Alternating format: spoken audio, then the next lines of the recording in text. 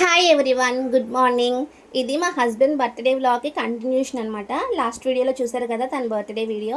So ఆ వీడియోకి continuation అనమాట. మంచిగా ఫొటోస్ వీడియోస్ అన్నీ మాల్ బయట దిగేసాము. చక్కగా వచ్చినాయి అన్నీ కూడాను. మాల్ అంతా తిరిగి తిరిగి వచ్చినప్పటికి కాళ్ళు నొప్పులు అనమాట. అక్కడ తిరిగినంతసేపు ఏ నొప్పులు తెలియలేదు. ఇంకా బయలుదేరి ఇంటికి వెళ్ళే టైంకి వచ్చాయి. మామూలు పెయిన్స్ కాదు. ఇక్కడ దారిలోనే మా చిన్నబాబు నిద్రపోయాడు.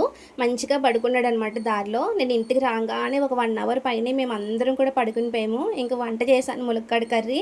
మా హస్బెండ్ బయట నుంచి తెప్పించేస్తాను అన్నారు కానీ వద్దని చెప్పి నేనే చేసేసాను. మంచిగా భోజనం చేసిన తర్వాత టైం 11:30 అవుతుంది.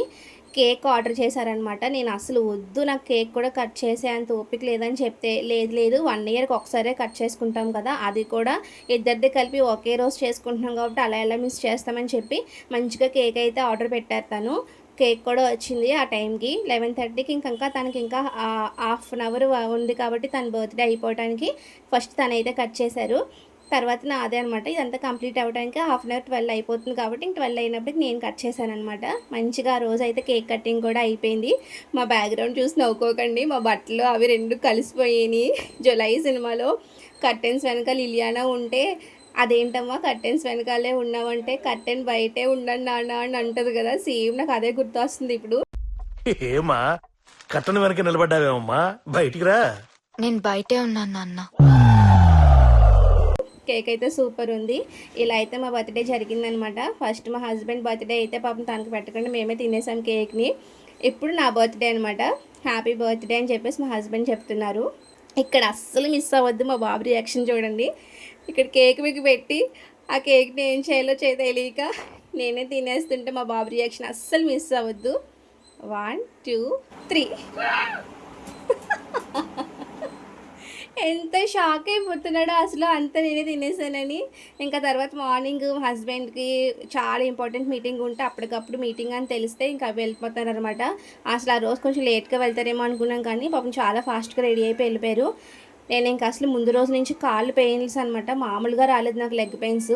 చాలాసేపు పడుకున్నాను, లేవలేదు. ఇంకా మరి చిన్న బాబు కోసమైనా ఏదో చేసి పెట్టాలి కదా, కొంచెం లేట్గానే లేచి సేమియా ఉప్మా ప్రిపేర్ చేసుకున్నాము. సేమియా ఉప్మా చేయడంలో నేను చాలా పర్ఫెక్ట్ అనమాట. చాలా పొడి పొడిగా వస్తుంది, అతుక్కుపోకుండా చాలా బాగా చేస్తాను. ఆ రోజు కూడా ఉప్మా చాలా బాగా వచ్చింది. ఇంకా తినేసాము. ఇంకా ఆ రోజు మధ్యాహ్నం కూడా ఏదో చిన్నగా చేశాను అంతే, పెద్ద ఏమి చేయలేదు ఎందుకంటే మా హస్బెండ్ లేరు కదా, ఆఫీస్కి వెళ్ళిపోయారు. ఇంకా మేమిద్దరం మంచిగా ఉప్మా తినేసి మళ్ళీ పడుకున్నాము.